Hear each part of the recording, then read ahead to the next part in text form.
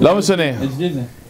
זה יותר מ-HD, זה קיצור, בסדר. אני אפתח באיזה בדיחה קטנה. רב שמואל, אתה שומע? אתה איתנו רב שמואל? אני לא רואה אותך במשקפיים טוב. בסדר, העיקר שאתה איתנו. היה איזה מרוקאי ואשכנזי נפגשו. קורה. אומר לאשכנזי למרוקאי, אדוני, לא יעזור לך כלום, כל המדינה שלנו, וזהו, זה הכל, אתם באתם ממרוקו, אתם לא מבינים כלום, הנה תראה, יש לך כל הכבישים של המדינה, הכל של אשכנזים, רחוב ז'בוטינסקי, רחוב הרצל, כיכר שדה, זה הכל השמות שלנו, אתם אין לכם כלום. אומר לו המרוקאי, מה אתה אומר? אדוני, כל כביש 6 שלנו, כל כביש 6 שלנו, הנה תראה, מחלוף נתניה, מחלוף רמלה, מחלוף קסם, מחלוף, כל המחלופים איפה זה? זה לא במרוקאי מחלוף? זה שלנו, שלנו. אז השתבח שמו ברור עולם. אז אנחנו צריכים תמיד לדעת שאנחנו באמת הבנו משמחה, שמחת תורה. איזה שמחה, איזה... הגאון מווילנה אומר שאחד המצוות הקשות ביותר זה מצוות השמחה. בכלל יש לחקור מה העניין של השמחה. כתוב, תחת אשר לא עבדת את השם אלוהיך בשמחה ובטוב לבב מרוב כל. רבותיי, להמשיך לאכול. זה בסדר, אני אוהב לדבר כשאוכלים. ככה זה לא מפריע לי. אז תחת אשר לא עבדת את השם אלוהיך בשמחה ובטוב לבב ועבדת את אויביך. מה זאת אומרת? זאת אומרת, אם אדם הוא לא שמח, זאת אומרת שהוא נכנע תחת ידו של הסטרא אחרא. הסטרא אחרא כל כולו עצבות. אתם יודעים, יש סרט הערבי. מתי משדרים אותו? בזמן המאדים. זה ליל שבת, ששולט מאדים וכולם בוכים. זה סרט שכולם בוכים. והשמות שלהם, שמות של חושך. לילה וכיוצא בזה, ומייללת. למה? כי המהות של הגוי זה מהות של בכי. ולכן רבי נחמן מברסלב כותב שכל שירי היללה אסור לשמוע אותם. כל הזמרים הבכיינים למיניהם. בית סימוני, כל מיני, יש הרבה זמרים בכיינים למיניהם. לא טוב לשמוע אותם, למה? כי הם מושכים את האדם למטה, לעצבות. לעומת זה תראה את השירה החסידית של האדמו"רות והכל, זה הכל אקשן. די די די די די די די די די. למה? כי המציאות של האדם זה למשוך את העצבות מהרגליים למעלה עד הנשמה ולבקוע החוצה את השמחה. ולכן כל השירה שהזמרים למיניהם שהם לא מחוברים לקדושה, אם אתה שומע אותם, זה גורם למשוך אותך. למה? הוא שואב אותך למראה השחורה שלו. הוא נמצא בעצבות, שהיא עזבה אותו, שהיא ברחה לו, לא הולך לו, וזה, ואז כל העולם נמשך אחריו כמו איזה מגנט. מושך אותו למטה. לכן כתוב פני הדור כפני הכלב. מה זה פני הדור כפני הכלב? הכלב יש לו כוח משיכה. שימו לב, אנשים שמחזיקים כלבים, מאוד אוהבים אותם. מה קרה? פשוט מאוד. הכלב הוא כמו לב. ואז נמשכים אליו, ואז נהיה כמו מגנט. אז ככה זה, הטומאה שהיא חזקה, אם אדם נמשך אליה, זה כמו שהוא נמשך לכלב. היה לי פעם בתלמוד תורה, אחד הילדים, עד שלא הכרתי בה זה כלב, לא ידעתי שכמה זה עובד. אחד הילדים הביא לתלמוד תורה כלבלב כזה קטן חמוד כזה, באמת חמוד. אמר הרב, אפשר לשים אותו בחצר? קצת, נשחק איתו בהפסקה, לא הרבה. אמרתי לו, שים אותו, אין בעיה. שם אותו בחצר, בהפסקה עם הייעוצים וזה, מתחברים אליו. ביום הראשון אני רואה שקצת, הילדים לא רוצים כל כך ללמוד. ביום השלישי הם היו מאופנתים, לא מסוגלים ללמוד. ניסיתי לפענח את הבעיה, מה הבעיה? עד שהשם העיר לי, הכלב. אולי זה הכלב? ביום הרביעי גם אני נקשרתי לכלב. כשאני נקשרתי כבר לכלב, קלטתי מה קרה לתלמידים. לי זה לקח 4 ימים, להם זה לקח יום אחד. אמרתי, תעיף את הכלב הזה פה, לקח עוד איזה כמה ימים לעשות להם ניקוי ראש, ואז הם חזרו ללימודים. למה? כי יש לו כוח שאיבה. עכשיו נבוא לתאר לעצמנו מה הכוח של האייפון, שיש שם את כל אבות הטומאה. זה לא כלב, זה בולדוג, באבורה עם כל הכלבים שם, כל הארסים, למיניהם, שמושכים את האדם, והוא שקוע למטה, והוא רוצה לצאת, הוא לא יודע מה לעשות. כתוב, מסתכל בשלושה דברים, היא אתה בא לידי העבירה, העבירה יש לה ידיים, מה זה ידיים? היא תופסת את הבן אדם, בוא הנה, אתה שלי, אתה שלי, אתה שלי. אני חייב להסתכל על המצלמה? לא צריך. בסדר, היא שומעת אותי. בסדר. אתה שלי! מה זה אתה שלי? תפוס אצלי. אתם יודעים מה זה נקרא גבר? גבר זה נקרא אחד שיכול להגיד ליצר הרע שלו, אני שולט בך ולא אתה תשלוט בי. מה זה אני שולט בך? אני עכשיו ינווט את המוח שלי שאני רוצה. זאת אומרת, אם אני עכשיו עומד בתפילה ואני אומר, השם שפתיי תפתח, והמוח שלי נמצא בבנק או בשוק הכרמל או באיזה מקום, זאת אומרת שאין לי שליטה מלאה על היצר הרע. אם אני מצליח לשלוט במילים ולומר אותם בכוונה, ברוך אתה השם, אלוקינו ואלוקי אבותינו, אלוהי אברהם, זאת אומרת, אני שולט. אם אני לא מצליח לשלוט, זאת אומרת, אני נשלט. עכשיו, רמות השליטה, כל אחד לפי הדרגות שלו. אם אני עכשיו יושב לומד תורה, וכל הפרעה, או באמצע תפילה, כל הפרעה קטנה של פלאפון מתזזת אותי, סימן שאני אין לי שליטה, ואני נשלט על ידי השלט של היצר הרע, שהוא מנווט אותי.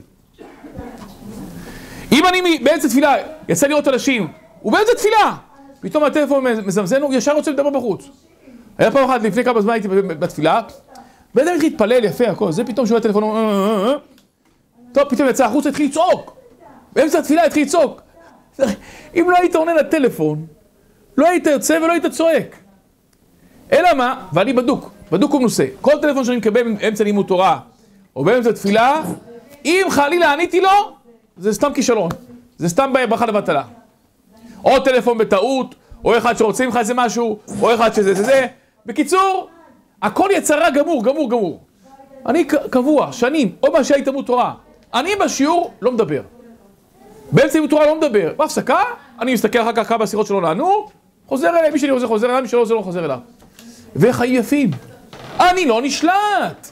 היה נוצר מצב שבן אדם אומר לך, תשמע, למה לא היית לי טלפון? סלח לי, אני העבד שלך. מה, אני עובד אצלך? אז מה אם יש לי פלאפון? מה, אין לי כבר חיים? אתה מבין? כשאני לא רוצה לענות את הטלפון מצוי ללמוד תורה, וגם שבבית לא יפריעו לי, אני משאיר את הטלפון במטבח. ואז אשתי מתקשרת, היא שומעת את הפלאפון. אבל היא לא לקחת את הפלאפון. אז אני חי חיים טובים. אני בבית המדרש, ואם זה דחוף, אני אשלח את אחד הילדים. אם לא, אז מה יותר מאושר מזה? אז הבעיה שלנו שאנחנו נשלטים. וככה אנחנו מאבדים את השמחה. אין לנו שמחת חיים, כי אנחנו כל הזמן, כמו רוטינה, סביב הזמן, סביב הזה. קח פסק זמן.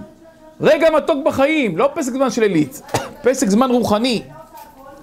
אני עכשיו יש לי שיעור תורה. יש לי תפילה בזמן.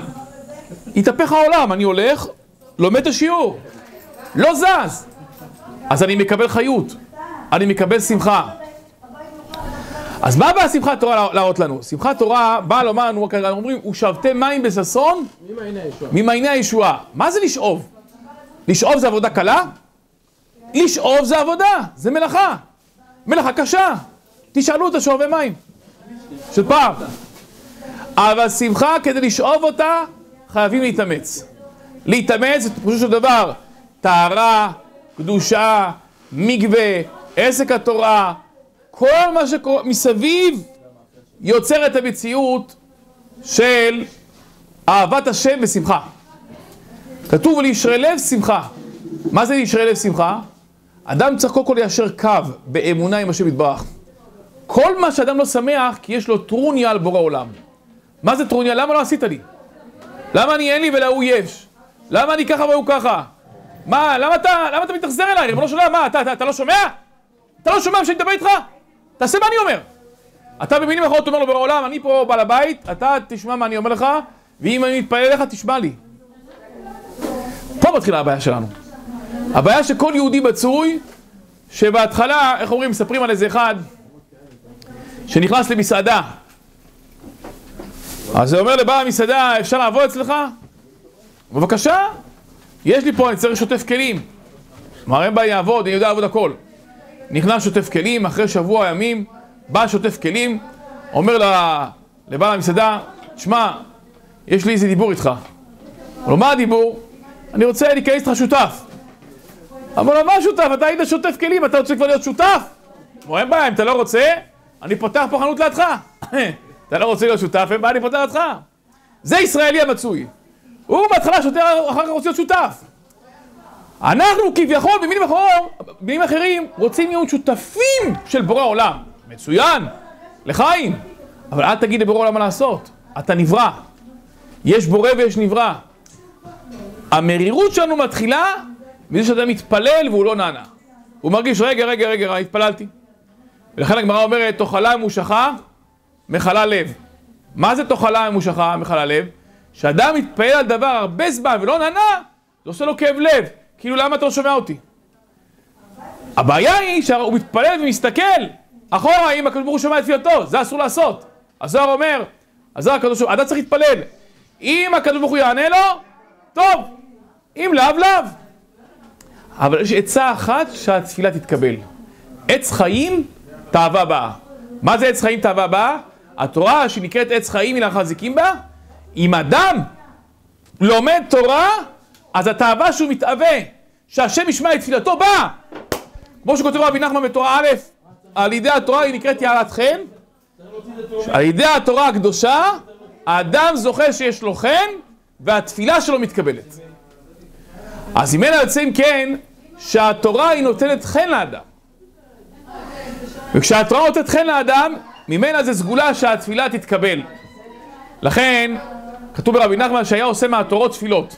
מה זה מהתורות תפילות? כי בכוח התורה שהוא למד, יש כוח להתפלל על אותו דבר. נגיד לו למד על סוגיה בנזקין, אז היה מתפלל השם יתברך, ריבונו של עולם, יהי רצון שלא יבוא לידי נזק, יהי רצון שלא יצא תקלה מתחת ידי, שלא יקלקל, שלא יפגום.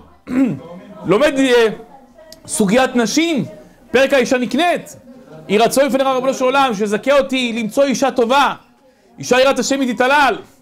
כן? לומד מסכת גיטין, יהי רצון שלא יצטרך לגרש את אשתי. עושה מהתורות תפילות. מכל דבר עושה עניין רוחני. לכן, אנחנו נחזור לעניין שלנו. אז מאחר והתורה היא יקרה היא מפנינים, יותר יקרה מכהן גדול שנכנס לפני ולפנים. יש סיפור, היה איזה חכם אחד שהיה לו בן. הרב שמואל, תגיד לי מתי להפסיק. טוב. אז על כל פנים אומר, היה איזה אחד חכם שהיה לו בן. והבן הזה, הוא לימד אותו עד גיל 18-20, תורה בלי הפסקה, נונסטופ. חי שעות ביום. וכל הזמן אומר לבן שלו, בני, דע לך, התורה יקרה מפנינים. והוא הפנים את זה הבן, הפנים את זה, היה תמים אמיתי. יום אחד, אבא שלו לא היה איתו, הבן הזה היה רעב. אבא הלך לחנות, הלך למכולת, פעם ראשונה שיוצא למכולת. הוא אומר, אני רוצה פיתות וגבינה, קצת וזה, לקח עם מינה שקית. בא ללכת. אמר לו, לאן אתה הולך? אמר לו, רגע, אתה צודק, אני אגיד לך חידוש תורה. אני אגיד לך, אני משלם בתורה. התורה יקרה בפנינים, תדע לך את זה. התורה יקרה בפנינים. הנה, תשמע חידוש. אמר, אדוני, תחזיר חזרה, תלך למקום, שים את הגבינה, יש לך כסף, תבוא. אין לך כסף, תלך לי פה, קישתה. טוב, הלך לחנות אחרת, אותו דבר, כולם זרקו אותו. בא הביתה עם הפנים עצובות, אמר, אבא, איפה? מה יקרה בפנינים, אפילו לא יכול לקרוא, פיתה אם אי אפשר לקרוא חידוש תורה. על מה אתה מדבר, אבא? מה קורה פה? אמר לו אבא שלו, בוא ואני אלמד אותך, אחי, הבני היקר. קח את היהלום הזה, זה שווה 1,000 זהובים. לך איתו לשוק, לאלה שמוכרים בצל, ותראה כמה ייתנו לך עליו. אחר כך תלך איתו לבורסה, ותראה כמה ייתנו לך עליו. ותחזור. הלך לשוק, אמר, אתם רוצים לקנות את היהלום הזה? כל אחד מוכר בצלים, מוכר עגבניות, אני אתן לך עליו 5 זהובים. הכי הרבה שתנו 10 זהובים.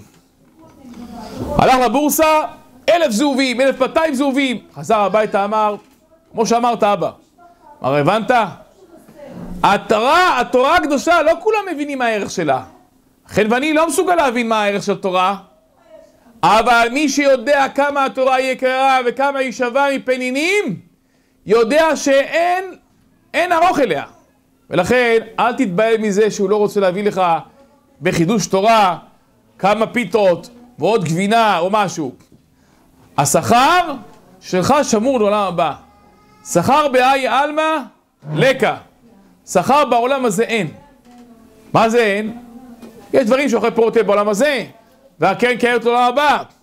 אבל בעולם הזה אנחנו באנו כדי לקיים תורה ומצוות, ובשלב זה אני אתן לכם קצת לנוח, שיהיו הדברים האלה לעילוי נשמת מרא טבעי עליה שלום, שנזכה להתחזק בתורה וביראת שמיים, שיהיה לעילוי נשמת מרסל בת סולטנה, תהי נשמתה עדן, וישועות לכל עם ישראל, בכלל זה רפואה שלמה לחיה טליה בת אסתר, נזכה כולנו לגאולה שלמה במהרה בימינו אמן כן יהי רצון.